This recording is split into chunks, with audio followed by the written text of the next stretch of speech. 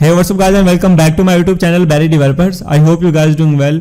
Today we're gonna talk about array. आज के video में बात करने वाला भाई जावास्क्रिप्ट में array किस तरह से काम करते हैं। वीडियो शुरू करने से पहले आप लोगों को बता दूं कि हमारे पास यहाँ पे एडवांस सीरीज की सीरीज चल रही है। यहाँ पे आप चेक कर सकते हैं, हमने यहाँ पे एक फुल प्रोजेक्ट बनाया था जहाँ पे हमने एक लोग भी बनाई थी। उसके बाद हमने यहाँ पे कुछ प्रोजेक्ट्स को भी डिजाइन किया था, मतलब प्रोडक्ट्स को सॉरी। और उसके बाद यहाँ मैं काफी दिनों के बाद यहाँ पे वीडियो अपलोड कर रहा हूँ, उसके लिए सॉरी, कुछ काम में मैं बिजी था। तो अब हम चलते हैं अपनी वीडियो स्टार्ट करते हैं और यहाँ पे हम देखते हैं भाई एरेज क्या होते हैं, एरे किस तरह से काम करते हैं। तो जावास्क्रिप्ट में एरे लिखने का तरीका क्या है। तो यहाँ पे आप देखें हमारे पास एक वेरिएबल है, जैसे मैंने उसमें एक वैल्यू स्टोर कर दी। अब कल को ऐसा हो जाता है उसके अंदर मैंने काफी वैल्यू स्टोर करनी पड़ जाती है, तो उसमें मुझे क्या करना पड़ेगा, उसमें मुझे बार बार वैल्यू बनाना पड़ेगा, बार बार उसको राइट करवाना पड़ेगा। अब एरे में क्या है, एरे में मैं सिंपल एक वैल्यू बनाना, इस तरह से ब्रैकेट्स लगानी और ब्रैकेट्स के अंदर जितनी मर्जी वैल्यू स्टोर कर सकता हूं। जस्ट उसमें मैंने एक दफा वहां पे उसको प्रिंट करवाना तो सारी के सारी वैल्यू मेरे पास आ जाएंगी। अगर मैं आप लोगों को यहाँ पे इंडेक्सिंग की बात, इंडेक्सिंग क्या है, इसकी इंडेक्सिंग ना 0 से स्टार्ट होती है। देखो 0 1 2, मतलब कि अगर हम इसकी काउंटिंग स्टार्ट करें ना, अगर वैसे स्टार्ट आप कहेंगे भाई इसके अंदर 3 वैल्यू है, 3 तो वैल्यू है, लेकिन इसको हम ऐसे नहीं काउंट करेंगे 1 2 3, ऐसे नहीं करेंगे। 0 1 2 मतलब कि 0 से स्टार्ट हो, 0 1 2 इस तरह से चलेगी।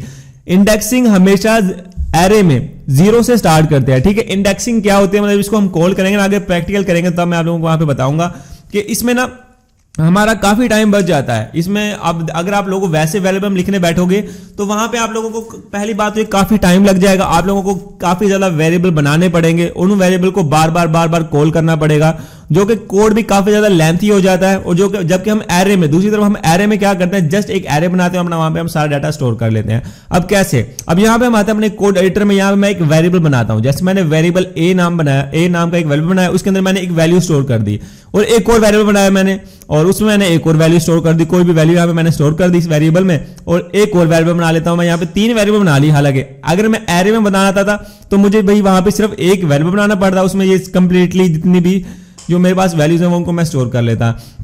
अब कल को मुझे ये वैल्यू चाहिए तो मैं इसको प्रिंट करवाऊंगा ऐसे, मतलब कि डॉक्यूमेंट डॉट राइट ए, और यहाँ पे बी को करवाए, यहाँ पे एच में करवाए। मतलब देखो यहाँ पे हमारे टोटल 6 लाइनें बनती हैं। यहाँ पे आप देख रहे हो, मतलब कोड लेंथी हो रहा है, टाइम भी ज्यादा ले रहा है। कंट्रोल एस सेव करके अगर मैं आपको आउटपुट दिखाऊं तो यहाँ पे हमारे पास आउटपुट भी आ जाता है।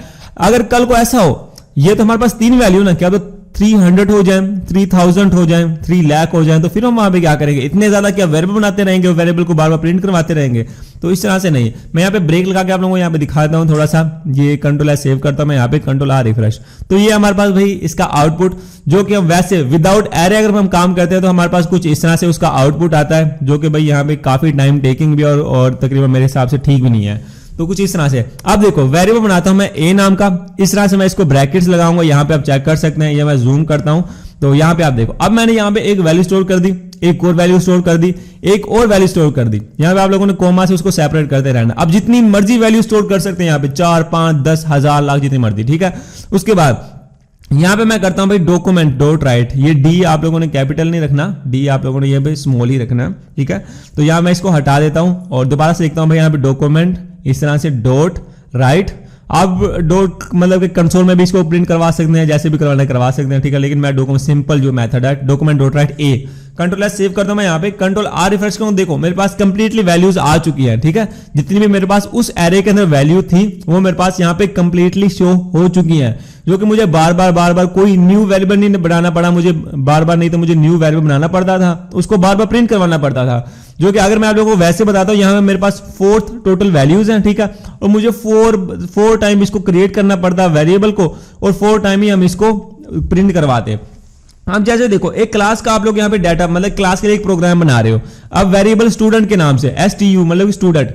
अब मैं जैसे यहाँ पे एक फर्स्ट स्टूडेंट का नाम से यहाँ पे कर देता हूँ, ठीक है, स्टोर, दूसरे स्टूडेंट का नाम स्टोर कर देता हूँ, तीसरे स्टूडेंट का नाम यहाँ पे मैं स्टोर कर देता हूँ, यहाँ पे जैसे मैंने इसका कर दिया ऐसे इस तरह से, और उसके बाद यहाँ पे मैं एक और स्टूडेंट का नाम स्टोर कर लेता हूँ। मतलब जितने मर्जी स्टूडेंट का नाम यहाँ पे आप स्टोर कर सकते हैं। जैसे मैंने यहाँ पे जस्ट 3 को ही यहाँ पे अभी स्टोर करा है। आपके पास जितनी पूरी क्लास का आप लोग यहाँ पे एक फंक्शन बना रहे हैं, फुल एक प्रोग्राम बना रहे हैं, तो आप किस तरह से बनाते हैं। तो यहाँ पे देखो अगर मैं स्टूडेंट को यहाँ पे प्रिंट कराऊं तो यहाँ मेरे पास स्टूडेंट्स आ जाते हैं, ठीक है। अगर आप चाहते हैं नहीं यार मैं तो जस्ट एक स्टूडेंट को चाहता हूं, तो वो मैं कैसे करूंगा, तो इस तरह से आप लोगों ने यहाँ पे ब्रैकेट्स लगानी, किस स्टूडेंट को आप बुलाना चाहते हैं। स्टूडेंट नंबर 1 को तो 0 लिखो, ऐसे जुबैर आ जाएगा, ठीक है। स्टूडेंट नंबर 2 को बुलाना चाहते हो तो स्टूडेंट 1 हमारे पास यहाँ पे देखो इस तरह से बैरी आ जाएगा। अगर आप लोग कहें चलो हमारे पास यहाँ पे 3 स्टूडेंट है, अगर मैं यहाँ पे वैल्यू डाल दूं 3 अब देखो 3 तो है नहीं ना, मतलब यहाँ पे हमारे पास 2 है, मतलब 0 1 2 ऐसे हैं। अगर आप 3 डाल दें तो देखो अनडिफाइंड आ जाता है। यहाँ पे आप देख रहे हो मतलब अनडिफाइंड, भाई उसके अंदर वैल्यू ही नहीं है। कोई अगर आप कहेंगे भाई नहीं उसके अंदर तो 3 वैल्यू थी, 3 नंबर पे आना चाहिए, ऐसे नहीं। एरे की इंडेक्सिंग हमेशा 0 से स्टार्ट होती है, 0 1 2 ऐसे चलते हैं। अब देखो 2 को डालता हूं तो देखो सबसे लास्ट वाली वैल्यू पास में आ चुकी है, आप देख सकते जो 3 नंबर पे थी। तो इस तरह से आप मल्टीपल, जैसे देखो अब मैं इसको ही कॉपी कर लेता हूं और यहाँ पे एक कोमा डाल के इसको यहाँ पे इस तरह से कर देता हूं, कंट्रोल एस सेव करता हूं मैं यहाँ पे। और अब देखना सबसे ला 1 2 3 4 5 6 है ना हमारे पास ये, ठीक है। अब मैं 5, अगर मैं 6 डालूंगा 6 डालूंगा तो मेरे पास अनडिफाइंड आएगा। यहाँ पे आप देख रहे हो अगर मैं वहां पे 5 डालूंगा ना तो एंड वाली वैल्यू मुझे मिल जाएगी। यहाँ पे ये देखो हमारे पास जो एंड की वैल्यू थी हमारे पास वहां पे उसने प्रिंट करवा दिया है। तो कुछ इस तरह से भाई आप यहाँ पे एरे से खेल सकते हो, एरे से यहाँ पे आप लोग काम कर सकते हो। और एरे को यहाँ पे किसी भी स्टूडेंट को किसी भी वैल्यू को अगर आप लोगों ने कॉल करवाना है, ठीक है, आप लोगों को उसका इंडेक्स नंबर याद होना चाहिए, तो आप उसको इजीली यहाँ पे उसको प्रिंट करवा सकते हो। उसके बाद आप लोग यहाँ पे एक लूप भी चला सकते हो, लूप की हेल्प से आप लोग इसको कंप्लीटली यहाँ पे मतलब कि आपको बार बार नहीं करना पड़ेगा, लूप की हेल्प से आप लोगों को यहाँ पे इसको फुली मतलब कि प्रिंट करवा सकते हो। अब कैसे, जैसे देखो आप लोग ने यहाँ पे एक लूप बनाई ए नाम का, मतलब कि वेरिएबल बना ली हमने यहाँ पे ए नाम का, उसके अंदर वैल्यू फिलहाल है हमारे पास 0, क्योंकि 0 से स्टार्ट होगा हमारा लूप, ठीक है, हमेशा 0 से स्टार्ट होगा। उसके बाद ए हमारे पास यहाँ पे लेस देन है कितनी है 0 1 2 3 4 5, मतलब हमने यहाँ पे जस्ट लिख देना 5, इस तरह से 5, ठीक है। उसके बाद हमने यहाँ पे करना है भाई a प्लस प्लस, क्योंकि एक एक का इंक्रीमेंट होगा, मतलब एक एक करके हमें यहाँ पे ये करवाएगा। a प्लस प्लस कर दिया। अब इसको सिंपली मैं यहाँ पे आके पेस्ट कर देता हूँ और यहाँ पे जहां पे मेरे पास 5 है यहाँ पे इसको हटा के मैं जस्ट इस तरह से भी कर सकता हूँ। कंट्रोल एस सेव करूंगा मैं यहाँ पे, कंट्रोल आर रिफ्रेश, तो देखो उसने इतनी दफा मुझे प्रिंट करवा के दे दिया। यहाँ पे आप चेक कर रहे हैं तो कुछ इस तरह से आप यहाँ पे ब्रैकेट्स लगा के, ठीक है, जस्ट ए को ही आप लोगों ने यहाँ पे अगर प्रिंट करवाएंगे तो फिर आप देखना। अब देखो जस्ट मैं इसको हटा जस्ट 3 रहने देता हूँ, कंट्रोल एस सेव करता मैं यहाँ पे, कंट्रोल आर रिफ्रेश, तो देखो कुछ इस तरह से हमारे पास ये कुछ इस तरह से आ जाता है। अब आप लोगों ने यहाँ पे प्लस करा, ठीक है। अब हम यहाँ ब्रेक लगा लेते हैं सिंपली, तो यहाँ पे मैंने ब्रेक लगाई इस तरह से, control S save, control R refresh, तो देखो मेरे पास इस तरह से 1 2 3 4 5 इस तरह से, मतलब उसने 0 से स्टार्ट करा और हमारे पास यहाँ पे इस तरह से चलता गया। तो कुछ इस तरह से आप लोग यहाँ पे कर सकते हो, ठीक है।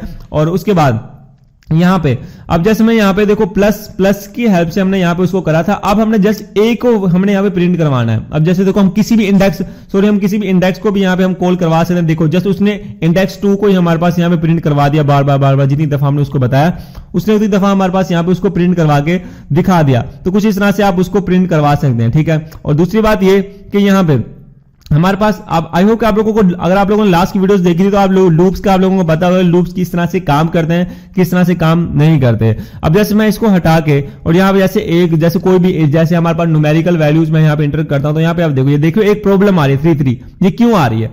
क्योंकि हमने वहां पे ना लूप को प्रिंट करवाना था, जहां पे मैंने 2 को लिख रखा है यहाँ पे मैंने लूप ए को प्रिंट करवाना था। देखो अब अगर मैं यहाँ पे ए डाल रहा हूं ना, control S save, control R refresh, देखो बिल्कुल सही से एकदम सही से काम कर रहा है हमारे पास ये। अब इसमें क्या प्रॉब्लम आ रही है? अब वैल्यू तो हमने वहां पे 4 डाली हुई है, ठीक है, वहां पे हमने डाल दिया 5, तो इसलिए वो 2 मेरे पास अनडिफाइंड आ रहे थे। तो कुछ इस तरह से देखो 1 2 3 6 मेरे पास कुछ इस तरह से वैल्यू आ रही है जो मैंने वहां पे स्टोर कर रखी, एग्जैक्टली मेरे पास वहां पे वही आउटपुट मुझे दे रहा है। देखो वेरिएबल बनाया एक स्टूडेंट नाम का, उसके अंदर मैंने कुछ वेरिएबल स्टोर कर दिए, उसके बाद मैंने एक लूप चलाया ए और वो 0 से स्टार्ट होगा और लेस देन 3 से मतलब कि 3 तक चलेगा वो। उसके बाद a प्लस प्लस ऐसे इसका इंक्रीमेंट होता रहेगा। और डॉक्यूमेंट डॉट राइट स्टूडेंट को मैंने प्रिंट करवाया, उसके अंदर जो उसकी स्लाइसिंग थी उसमें मैंने ए को स्टोर कर दिया। अब वो बार बार लूप चलेगा, वो ए की वैल्यू को हमारे पास यहां पे तब तक शो करवाता रहेगा जब तक हमारे पास उसकी वैल्यू फॉल्स नहीं हो जाती, ठीक है। अभी तक तो उसकी 3 तक जो ट्रू है,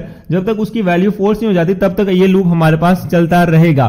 तो आई होप कि आप लोगों को क्लियर हो चुका होगा भाई एरे क्या है, किस तरह से काम करता है एरे हमारे पास नॉर्मली वेरिएबल की तरह नहीं होता। नॉर्मली वेरिएबल में हमें काफी ज्यादा वेरिएबल बनाने पड़ते हैं, काफी ज्यादा उसे हमें बार बार प्रिंट करवाना पड़ता है। एरे में हम जस्ट एक दफा एक वेरिएबल बनाते हैं, उसके अंदर हम जितनी मर्जी वैल्यू को स्टोर कर सकते हैं, ठीक है। हमारे इसमें टाइम भी बच जाता है, स्पेस भी। तो आई होप कि आप लोगों को क्लियर हो चुका होगा। मिलते हैं यार ऐसी ही हेल्पफुल वीडियो में, तब तक के लिए अल्लाह हाफिज।